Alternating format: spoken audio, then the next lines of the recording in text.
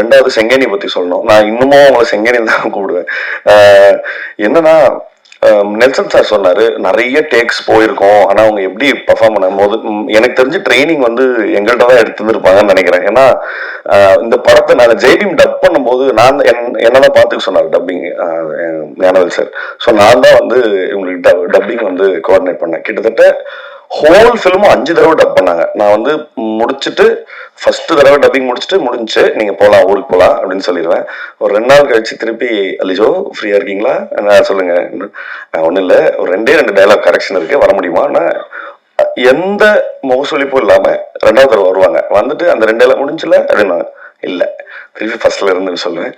So இது மாதிரி அதை பண்ணலாமா, அதை மாதிரி இதே பண்ணலாமா, but the commitment that she had, talent அப்படிங்கிறது இன்னொரு பக்கம் இருந்தாலும் அவங்க கிட்ட இருந்த கமிட்மெண்ட் தான் நான் பார்த்து இன்ஸ்பயர் ஆகி இந்த மாதிரி வேலை செய்யணும். என்ன சொல்றதுன்னா, எந்த சாக்கு போக்கே சொல்லக்கூடாது, அதை முடிக்கணும்னா அதை முடிச்சிடும் அப்படிங்கிற இடத்துல வந்து லிஜோவுக்கு இருந்த அந்த கமிட்மெண்ட் தான் சார் சொன்ன மாதிரி அந்த டிரான்ஸ்ஃபர்மேஷன்ஸை தொடர்ந்து அவங்களுக்கு என்ன சொல்றது, அந்த டிரான்ஸ்ஃபர்மேஷன் அவங்களுக்கு பண்றதுக்கு மிக பக்கபலமா இருக்கிறது அவங்கள்ட்ட இருக்கிற கமிட்மெண்ட். வாழ்த்துக்கள் செங்கனி, நீங்க உயர போறது வந்து ரொம்ப பார்க்கறது அவ்வளோ சந்தோஷமா இருக்குது. வாழ்த்துக்கள், பொன்மனுக்கும் வாழ்த்துக்கள். அடுத்ததா வந்து பேச வரவர் வந்து இவர் நடிச்ச படங்களை பார்க்கும்போது என்னடா மனுஷன் இப்படி நடிக்கிறாரு அப்படின்னு சொல்லி பார்த்திருப்போம். ஆனா அதை தாண்டி இவர் கொடுக்குற இன்டர்வியூஸை பார்க்கும்போது என்னடா மனுஷன் இப்படி பேசுறாரு அப்படின்ற மாதிரி இருக்கும். ஒரு காமெடியா சொல்லுவாங்க, நல்லா பேசுவாங்க மேடம், வாழாப்பழம் மாதிரி பேசுவாங்க மேடம், எப்பேற்பட்டவங்களும் விழுந்துருவாங்க மேடம் அப்படிங்கிற மாதிரி ஒவ்வொரு இன்டர்வியூஸை பார்த்தாலுமே போதும் இவர் இன்டர்வியூ திரும்ப திரும்ப பார்க்கலான்ற மாதிரி அவ்வளவு அழகா பேசக்கூடியவர். ஒரு குட் நைட்ல வந்துட்டு ஒரு மோகனா பார்த்தோம், அதுக்கப்புறம் வந்து லவர்ல ஒரு அருணா பார்த்தோம், இப்போ குடும்பஸ்தலம் நவீனா பார்த்தோம். ஆனா எத்தனை கேரக்டர் பண்ணாலும் அந்த ராஜா கண்ணுன்ற கேரக்டர் வந்து யாராலையும் மறக்கவே முடியாது. சோ இன்னைக்கு இந்த படத்தோட நாயகியா இருக்கக்கூடிய லிஜோமலை பார்க்கும்போது எனக்கு செங்கேனி அந்த ஞாபகம் தான் இருக்கு. சோ செங்கேனிய வாழ்த்துறதுக்காக வந்திருக்கும் ராஜா கண்ணை அன்போடு பேச வைக்கிறோம்.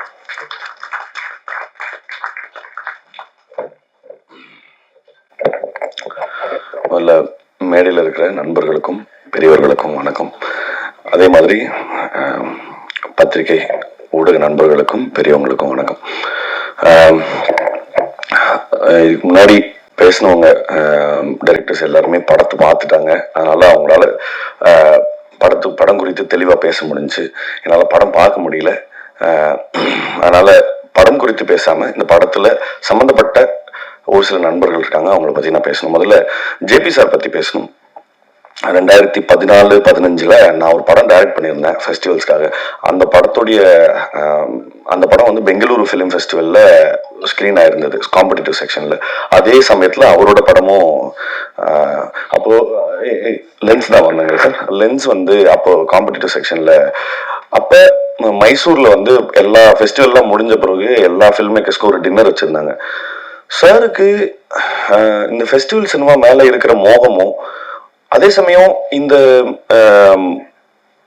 ஃபெஸ்டிவல் சினிமாவும் கமர்ஷியல் சினிமாவும் ஏன் வந்து இவ்வளவு பெரிய இடைவெளி இருக்கு, இதுல பிளெண்ட் இல்லைங்கிறதுக்கான அதீத கோபமும், அவர் கமர்ஷியல் கன்ஸ்டன்ஸுக்கு அடங்காத ஒரு மனுஷன் அப்படிங்கிறதுக்கு வந்து அவரோட ஃபில்மோகிராஃபி வந்து பெரிய ப்ரூஃப் தான்.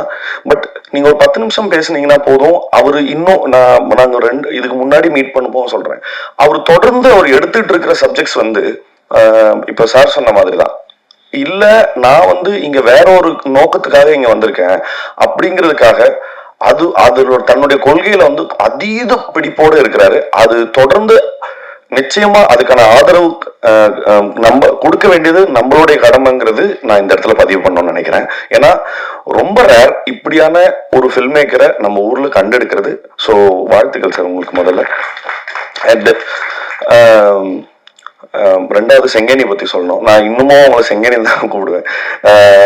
என்னன்னா நெல்சன் சார் சொன்னாரு நிறைய டேக்ஸ் போயிருக்கோம், ஆனா அவங்க எப்படி பெர்ஃபார்ம் பண்ணும் போது எனக்கு தெரிஞ்சு ட்ரைனிங் வந்து எங்கள்கிட்ட தான் எடுத்துருப்பாங்கன்னு நினைக்கிறேன். ஏன்னா இந்த படத்தை நான் ஜெய்பீம் டப் பண்ணும்போது நான் என்னதான் பார்த்துக்க சொன்னார் டப்பிங் ஞானவேல் சார். ஸோ நான் தான் வந்து இவங்களுக்கு டப்பிங் வந்து கோஆர்டினேட் பண்ணேன். கிட்டத்தட்ட ஹோல் ஃபிலிமும் 5 தடவை டப் பண்ணாங்க. நான் வந்து முடிச்சுட்டு ஃபர்ஸ்ட் தடவை டப்பிங் முடிஞ்சு நீங்க போகலாம், ஊருக்கு போகலாம் அப்படின்னு சொல்லிடுவேன். ஒரு 2 நாள் கழிச்சு திருப்பி லிஜோ ஃப்ரீயா இருக்கீங்களா சொல்லுங்க, ஒன்றும் இல்லை, ஒரு 2 டைலாக் கரெக்ஷன் இருக்கு, வர முடியுமா?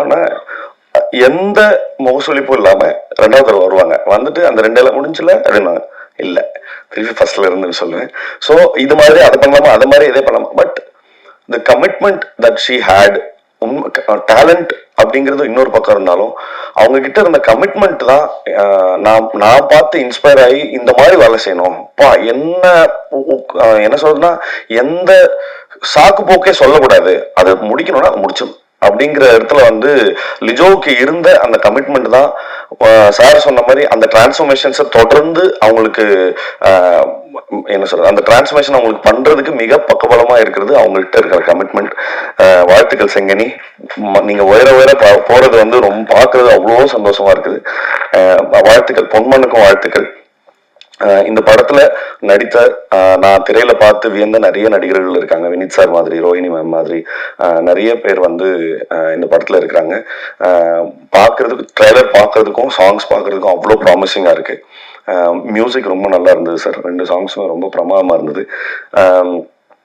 நெல்சன் சார் சொன்ன மாதிரி தான் இன்னைக்கு 15 வருஷமா எனக்கு இது என்னுடைய அண்டர்ஸ்டாண்டிங்ல சொல்றேன், ஒரு 3ஆம் பாலினத்தை குவர் கம்யூனிட்டியில இருக்கிற